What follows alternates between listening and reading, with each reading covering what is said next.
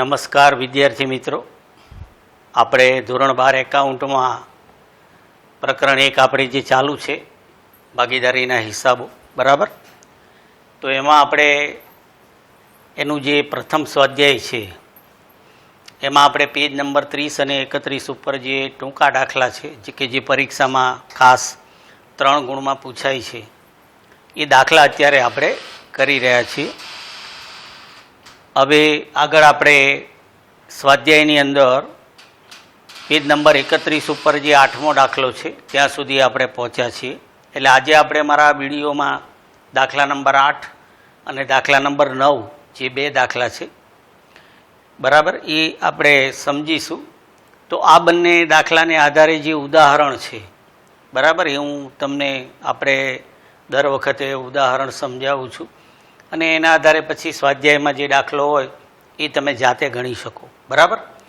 તો આપણે જે સ્વાધ્યાયમાં દાખલા નંબર 8 છે તો એ પ્રમાણે પાઠ્યપુસ્તકમાં તમે પેજ નંબર 19 ઉપર ઉદાહરણ 8 આપેલું છે. પેજ નંબર 19 ઉપર તમે જુઓ પાઠ્યપુસ્તકમાં. તો એ જે ઉદાહરણ 8 છે એ પહેલાં આપણે ગણીએ, એના આધારે પછી સ્વાધ્યાયમાં જે પેજ નંબર 31 ઉપર દાખલા નંબર 8 છે એ તમે ગણી શકશો, બરાબર. તમે મારી સાથે તમારી પાસે નોટબુક જે હોય તો એમાં પણ તમે ગણી શકો. એટલે પહેલાં આપણે જે ઉદાહરણ 8 છે એની રકમ જે છે, બરાબર, એ આપણે જોઈએ. 8મું ઉદાહરણ. જો રકમમાં આપણને આપેલું છે, જુઓ કે બાલચંદ્ર, દર્શના અને અંકિત 3 ભાગીદારો છે અને 5:3:2 પ્રમાણમાં એ નફો નુકસાન વહેંચતા ભાગીદારો છે. એટલે 3 ભાગીદારો છે, એમનું નફા નુકસાનનું પ્રમાણ આપેલું છે. વર્ષના અંતે આપણને કીધું કે હિસાબો તૈયાર કર્યા પછી માલુમ પડ્યું કે ઉપાડ પર વ્યાજ ગણવાનું રહી ગયું છે, બરાબર. ઉપાડ પર વ્યાજ અનુક્રમે આપણને જે આપેલું છે ત્રણેયનું 1,800 અને 600, બરાબર. અને પછી આપણને કીધું કે એની ભૂલ સુધારણા નોટ લખો. એટલે વિદ્યાર્થી મિત્રો, મારી અગાઉના વિડીયોમાં તમે જોયું હશે કે છેલ્લે આપણે લગભગ 2-3 દાખલા એવા ગણ્યા કે જે ભૂલ સુધારણાના હતા. એટલે કે ભાગીદારોના મૂડી ખાતે આપણે એની શું અસર આપવી પડે ભૂલ સુધારવા માટે, બરાબર. કારણ કે ભાગીદારી પેઢીએ જો આ રીતે ભૂલ કરી હોય તો એ ભૂલ સુધારવી હોય તો ભાગીદારોના મૂડી ખાતા જે આપણે બરાબર શીખ્યા છીએ બનાવતા, તો એના આધારે જે ભૂલ સુધારવી પડે. તો આ ભૂલ જે છે, બરાબર, આ જે દાખલો છે એમાં આપણે ભૂલ જોઈ કે ભાઈ ઉપાડ પર વ્યાજ ગણવાનું રહી ગયું છે, એ ભૂલ છે, બરાબર. તો હવે આપણે મૂડી ખાતું જે નમૂનો આપણે શીખ્યા છીએ તો એના આધારે પહેલાં આપણે ભૂલને સમજીએ કે ભાઈ આ ભૂલ છે, એને સમજવા માટે આપણે શું ઉધાર જમા કરવું પડશે, બરાબર. કારણ કે ભૂલ સુધારણા નોંધ આપણે લખવી હોય તો એની શું ઉધાર જમા અસર આવે છે એને આપણે સમજવી પડે. તો એના માટે તમને એક સામાન્ય મૂડી ખાતું જે છે, આપણે મૂડી ખાતે જ ભૂલ સુધારવાની છે. તો એક મૂડી ખાતું આપણે આ રીતે જે હોય છે, બરાબર, મૂડી ખાતું કોઈ પણ ભાગીદાર હોય તો એનું મૂડી ખાતું આપણે ઉધાર જમા, બરાબર, એ રીતે હોય. તો ઉધાર જમા પ્રમાણે ભાગીદાર દરેક વ્યક્તિગત રીતે દરેક ભાગીદારનું મૂડી ખાતું હોય. તો હવે પેઢીએ ભૂલ શું કરી છે કે ઉપાડ પર વ્યાજ ગણવાનું રહી ગયું અને પેઢીએ ભૂલથી જે નફો છે એ વેચી દીધો, બરાબર. આ ભૂલ થઈ પેઢીની. તો ઉપાડ પર વ્યાજ આપણે નમૂનો જે શીખ્યા છીએ એ પ્રમાણે આપણે જાણીએ છીએ કે ભાઈ ભાગીદારનું ઉપાડ પરનું જે વ્યાજ છે, બરાબર, એ ભાગીદાર માટે ખર્ચ છે અને પેઢી માટે આવક છે. એટલે ઉપાડનું વ્યાજ જે છે એ ભાગીદારના મૂડી ખાતે ઉધાર થાય, ઉપાડનું વ્યાજ, બરાબર. ઉપાડ પર વ્યાજ ભાગીદારના મૂડી ખાતે શું થાય? ઉધાર થાય, બરાબર. હવે પેઢીએ ઉપાડનું વ્યાજ ગણ્યું નહીં, એટલે કે એના મૂડી ખાતામાં ઉધાર કર્યું નહીં, બરાબર. અને પેઢીએ નફો વેચી દીધો, સમજ્યા ને. અને નફાની વેચણી કર્યા પછી પેઢીને આ ભૂલની ખબર પડી. તો હવે પેઢીએ જે નફો વેચ્યો હશે એ જમા કર્યો હશે ભાગીદારના મૂડી ખાતે. નફો જે છે એ, બરાબર, જમા કર્યો છે. આપણે આગળ સ્થિર અને અસ્થિર મૂડી ખાતાના દાખલા, મોટા દાખલા મેં તમને પહેલાં એટલા માટે શીખવ્યા છે કે તમને મૂડી ખાતાનો ખ્યાલ આવે, બરાબર. તો નફો જે છે એ પેઢીએ જમા કર્યો હશે, બરાબર. હવે આ ઉપાનું વ્યાજ જે છે એ પેઢીની શું હતી? આવક હતી. હવે પેઢીએ ભાગીદારો પાસેથી મૂડીનું વ્યાજ લીધું નહીં અને નફો વેચી દીધો. તો એનો મતલબ શું થયો કે જે નફો પેઢીએ 3 ભાગીદારો વચ્ચે વહેંચ્યો હશે નફો, તો એ નફો કેવો હશે? ઓછો હશે. કારણ કે પેઢીની જે આવક છે એ તો પેઢીએ લીધી નહીં, ઉપાનું વ્યાજ લીધું નહીં અને નફો વેચી દીધો, અને બરાબર. એટલે નફો જે વેચ્યો એ ઓછો હશે. એટલે હવે આ ભૂલ સુધારવા માટે આપણે શું કરવાનું કે આપણે ભાગીદારોના મૂડી ખાતે જે સાચી અસર થાય, એટલે કે ઉપાનું વ્યાજ જે છે એ ભાગીદારોના મૂડી ખાતે ઉધાર થાય તો આપણે ઉધાર કરવાનું, બરાબર. આ રકમ ઉપાના વ્યાજની જે રકમ છે એ આપણે ઉધાર કરવાની, અને જે ઉપાના વ્યાજની જે કુલ રકમ છે એટલો નફો પેઢીએ ઓછો વેચ્યો એટલે એને આપણે શું કરવાનું? જમા કરવાનું, બરાબર. તો આ રીતે કોઈ પણ ભૂલ સુધારણાનો જ્યારે દાખલો હોય ત્યારે આપણે પહેલાં મૂડી ખાતું જે છે એમાં એની જે અસર થતી હોય એને પહેલાં સમજી લેવાની કે ભાઈ શું ઉધાર થાય એટલે કે શું માઇનસ થાય અને શું જમા થાય એટલે કે શું પ્લસ થાય. તો આપણને એના આધારે પછી જે દાખલો ગણવાનો છે એનું ઉધાર જમાનું જે પરિણામ છે એ આપણે મેળવી શકીએ, બરાબર. એટલે અહીંયા આપણે જે સમજ્યા કે ઉપાનું વ્યાજ આપણે ઉધાર કરવાનું છે અને નફો જે છે એ આપણે નફાની એટલી રકમ નફા તરીકે આપણે જમા આપવાની છે ભાગીદારોને. તો હવે એ ઉધાર જમાને આધારે, બરાબર, આપણે એનું પરિણામ મેળવીએ. આ રીતે આગળ જે આપણે ભૂલ સુધારણાના દાખલા ગણ્યા જ છે, તો એના માટે આપણે આ રીતે જે 3 ભાગીદારો છે, બરાબર, એનું કોષ્ટક બનાવી પહેલું ખાનું આપણે નામનું રાખીશું, જે રકમ આપણે ઉધાર કરવાની છે, જે રકમ આપણે જમા કરવાની છે, અને એના આધારે આપણે પરિણામ મેળવીએ, બરાબર. તો અહીંયા આપણે સૌથી પહેલાં ભાગીદારોના નામ, બરાબર, પછી જે રકમ આપણે ઉધાર કરવાની છે, ઉધાર રૂપિયા, એ રીતે જમા રૂપિયા, અને પછી એનું પરિણામ, બરાબર. એટલે ભાગીદારો અહીંયા જે 3 ભાગીદારો છે, ભાલચંદ્ર, દર્શના અને અંકિત, આ 3 ભાગીદારો છે, બરાબર. ભાલચંદ્ર, દર્શના અને અંકિત, બરાબર. તો હવે આપણે હમણાં જોયું એક મૂડી ખાતા દ્વારા કે ઉધાર આપણે શું કરવાનું છે કે ભાગીદારોના ઉપાનું જે વ્યાજ છે એ ઉધાર થાય, એ પેઢીએ ઉધાર કર્યું નહીં, બરાબર. એટલે ઉધારમાં આપણે ઉપાનું વ્યાજ જે આપણને દાખલામાં આપેલું છે 3 ભાગીદારોનું કે જે ગણવાનું રહી ગયું, એ વ્યાજ આપણે 1800 અને 600, એટલે ભાલચંદ્રનું 1000 રૂપિયા છે, 800 અને 600, બરાબર. 3 ભાગીદારોના ઉપાનું જે વ્યાજ છે 1800 અને 600 એ આપણે ઉધાર એટલે કે માઇનસ કરવાનું, બરાબર. હવે જે પેઢીએ ભૂલ કરી છે કે ઉપાનું વ્યાજ એણે ગણ્યું નહીં એટલે એટલી આવક એને ઓછી મળી, એટલે આનું ટોટલ જે છે, બરાબર, આનું ટોટલ 2400 રૂપિયા જે થાય, બરાબર, એટલી રકમ પેઢીને ઓછી મળી આવક તરીકે. અને પેઢીએ ભૂલ શું કરી કે નફો વેચી દીધો ભાગીદારો વચ્ચે. એટલે હમણાં આપણે જોયું મૂડી ખાતામાં નફો છે એ પેઢીએ જે જમા કર્યો હોય એ એટલો ઓછો નફો હોય, બરાબર. એટલે પેઢીએ જે ભૂલ કરી છે કે પેઢીએ શું ભૂલ કરી, 2400 રૂપિયા એની જે આવક હતી એ લીધી નહીં, બરાબર, અને નફો વેચી દીધો, એટલે કે એટલો નફો ભાગીદારોને પેઢીએ ઓછો આપ્યો હશે, એટલે એ આપણે જમા કરવાનો. એટલે જે નફા નુકસાનનું પ્રમાણ આપણને આપેલું છે 5:3:2, તો આ જે 2400 રૂપિયા નફો આપણે 5:3:2 પ્રમાણમાં હવે જમા કરવાનું, બરાબર. ભાગીદારો વચ્ચે જેનું પ્રમાણ છે આ આપણે ઉપાડ પર વ્યાજ હતું, બરાબર, ઉપાડ પર વ્યાજ કે જે પેઢીએ ઉધાર કર્યું નહીં, બરાબર, પેઢી ઉધાર કરવાનું ભૂલી ગઈ, એ આપણે ઉધાર કર્યું, અને હવે નફો પેઢીએ એટલો ઓછો જમા કર્યું એટલે 5:3:2 પ્રમાણમાં આપણે, બરાબર, આ જે 2400 રૂપિયા નફો છે કે જે પેઢીએ એ લોકોને ઓછો આપ્યો એ આપણે જમા કરીએ એટલે 5:3:2 એટલે 5 ને 3 8 ને 2 10 ભાગ પડે, બરાબર. તો 10 ભાગ પ્રમાણે આપણે 2400 છે અને 10 વડે આપણે ભાગીએ તો 1/240 રૂપિયા થાય, એટલે 240 × 5, બરાબર, 240 × 3 અને 240 × 2, એ રીતે ભાગીદારો વચ્ચે આપણે જે એના ભાગ છે 5 ભાગ, 3 ભાગ અને 2 ભાગ, એ ભાગ પ્રમાણે આપણે એના મૂડી ખાતામાં જે નફો એમને ઓછો મળ્યો છે એ નફો આપણે જમા કરીશું.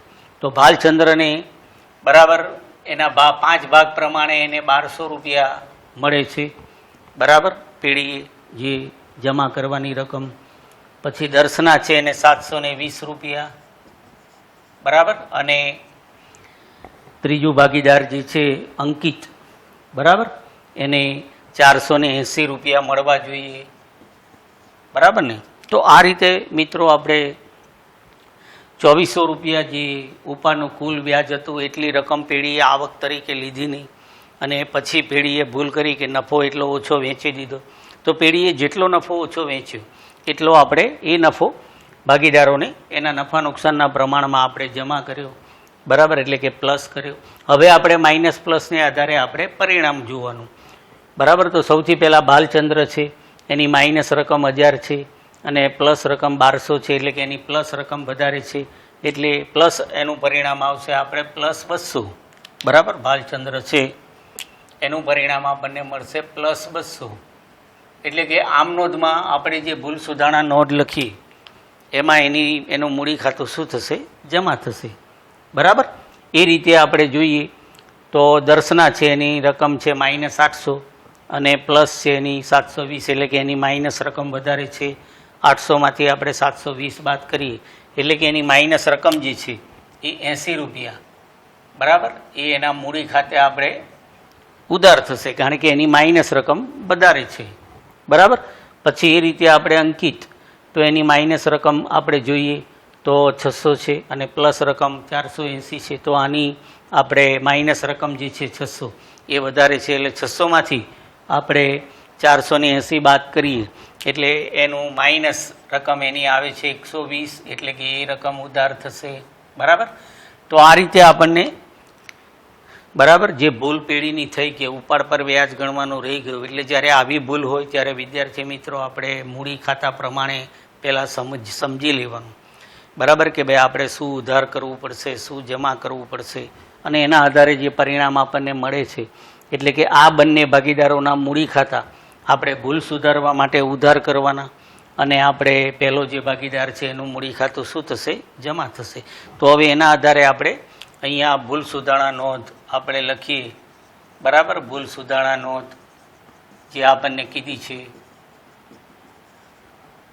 બરાબર. તો ભૂલ સુધારણા નોંધમાં આપણે બે જે ભાગીદારો છે દર્શના અને અંકિત, એનું મૂડી ખાતું આપણે ઉધાર કરવાનું છે, એટલે કે દર્શનાના મૂડી ખાતે ઉધાર, પછી આપણે આવશે અંકિતના મૂડી ખાતે ઉધાર, બરાબર.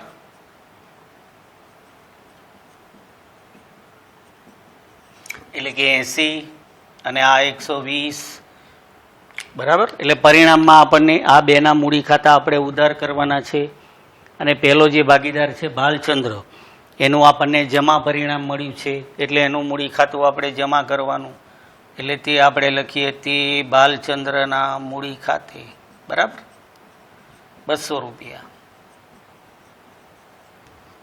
તો આ રીતે આપણે ભૂલ સુધારણા નોંધ થશે, અને એ પ્રમાણે પછી આપણે એની બાબત લખી દેવાની, બાબત જે, બરાબર, કે ભાઈ આપણે આ શું બાબત હતી? તો બાબત જેમાં આપણે, બરાબર, નફાની વહેંચણીની જે ભૂલ હતી એ આપણે સુધારી છે, એટલે એ પ્રમાણે આપણે બાબત જે આપણી રીતે લખી દેવાની કે ભાઈ નફાની, બરાબર, વહેંચણીની ભૂલ સુધારી તેના, બરાબર, બાબત જે આપણે આ રીતે લખીએ એટલે ભૂલ સુધરી જશે આ રીતે. તો વિદ્યાર્થી મિત્રો, ભૂલ સુધારણાના જે છેલ્લે પણ આપણે, બરાબર, લગભગ 2-1 દાખલા ગણ્યા હતા, આ પણ એક છે. ભૂલ સુધારણામાં શું હોય છે કે જેવી ભૂલ હોય એ પ્રમાણે પહેલાં તમારે મૂડી ખાતાને આધારે પહેલાં ભૂલ સમજવાની, પછી, બરાબર, શું ઉધાર કરવાનું, શું જમા કરવાનું એ સમજી અને આ રીતે પરિણામ દ્વારા, બરાબર, આપણે એની પરિણામ મેળવી એટલે આપણને ખ્યાલ આવી જાય કે કયા ભાગીદારનું મૂડી ખાતું ઉધાર થશે, જમા થશે. બીજું એક ખાસ કે પરીક્ષામાં જ્યારે તમે આમ નોટ લખો ત્યારે એ ધ્યાન રાખવાનું કે માત્ર ભાગીદારોના નામ નહીં લખવાના. અગાઉ પણ મેં તમને કીધેલું જ છે, તમારે ભાગીદારનું જે મૂડી ખાતા હોય એ પ્રમાણે આપણે આમ નોટ લખવાની છે. તો અત્યારે આપણે પહેલો જે 8મો દાખલો છે સ્વાધ્યાયમાં એ રીતે છે એ આપણે ગણ્યો, બરાબર. હવે બીજો દાખલો જે છે 9મો, એ દાખલો 1 આપણે હવે લઈએ.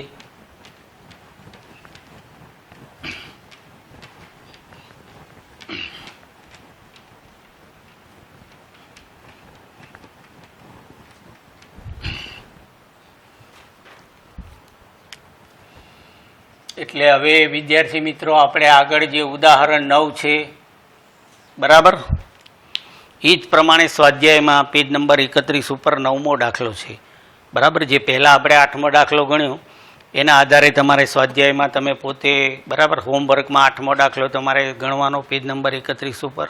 હવે એ રીતે કન્ટિન્યુ 9મો દાખલો જે છે, બરાબર, જે ઉદાહરણ 9 આપણે પેજ નંબર 19 પર છીએ. તો રકમ એમાં જે આપી છે એ તમે જુઓ.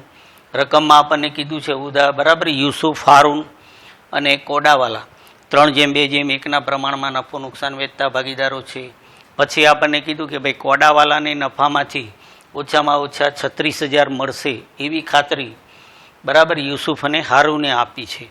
એટલે આ એક નફા નુકસાનનું પ્રમાણ છે. જુઓ કે ભાગીદારો વચ્ચે નફા નુકસાનનું મૂળ પ્રમાણ કેવું છે? 3:2:1.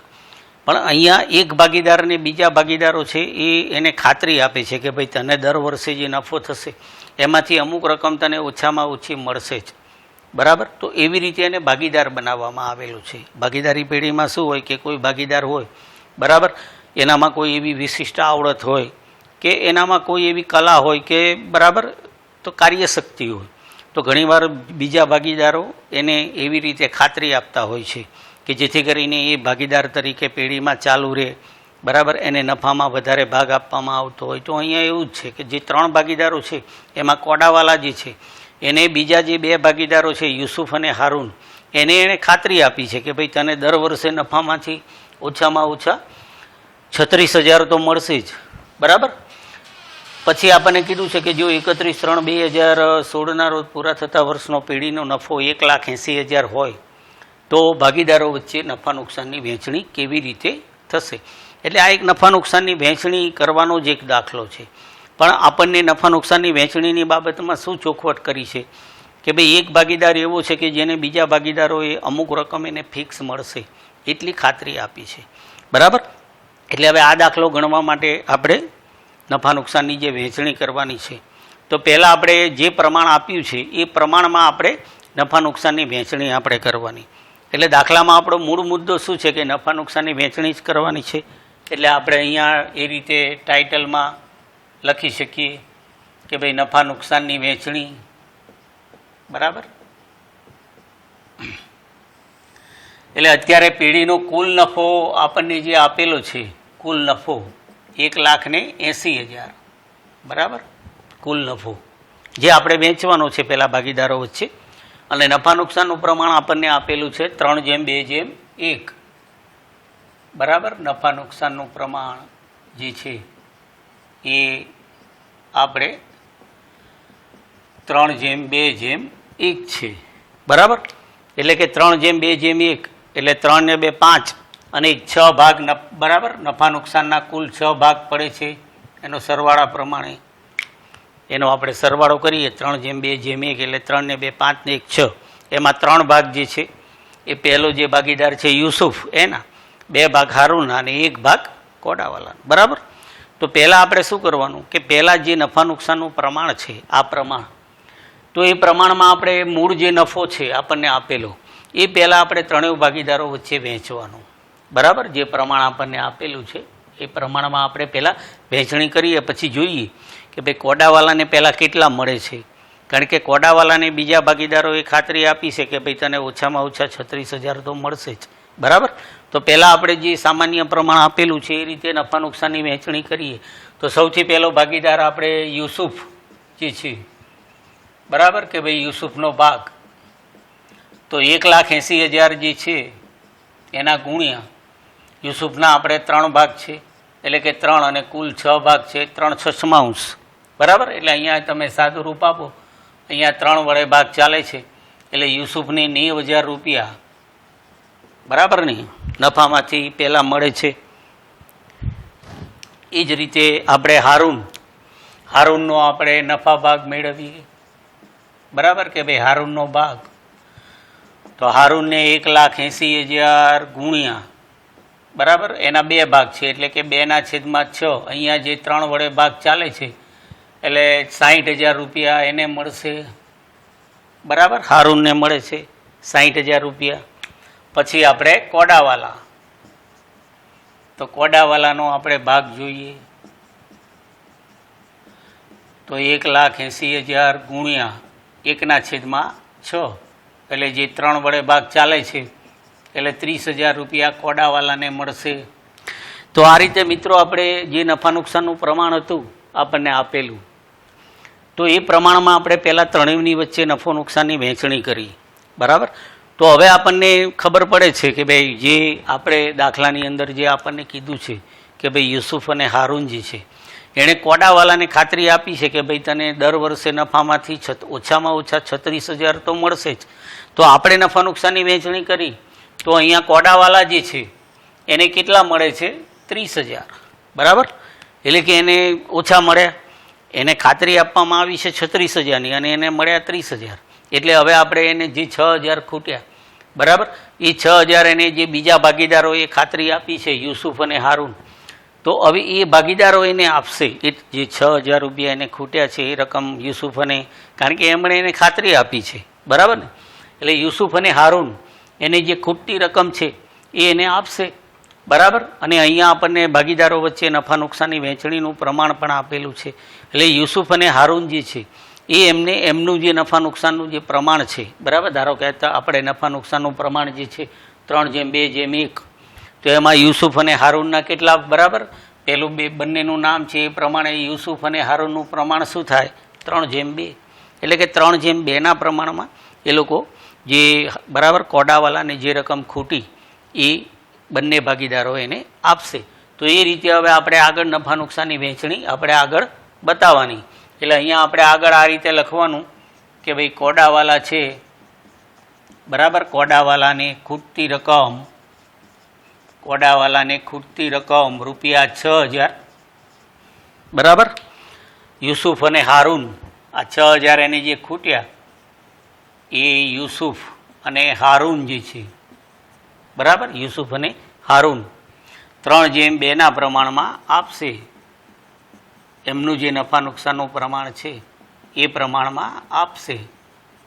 બરાબર. ખ્યાલ આવ્યો બધાને? એટલે કોડાવાલાને જે ખૂટ્યા, બરાબર, એને 30,000 જ મળ્યા. બરાબર. યુસુફ અને હારૂને બંને એને 36,000ની ખાતરી આપી હતી, એટલે 6,000 ખૂટ્યા એ યુસુફ અને હારૂન એમના પોતાના નફા નુકસાનના પ્રમાણમાં એને આપશે. તો હવે આપણે જોઈએ કે ભાઈ યુસુફ કેટલા આપશે અને હારૂન કેટલા આપશે. બરાબર. તો યુસુફનો આપણે ભાગ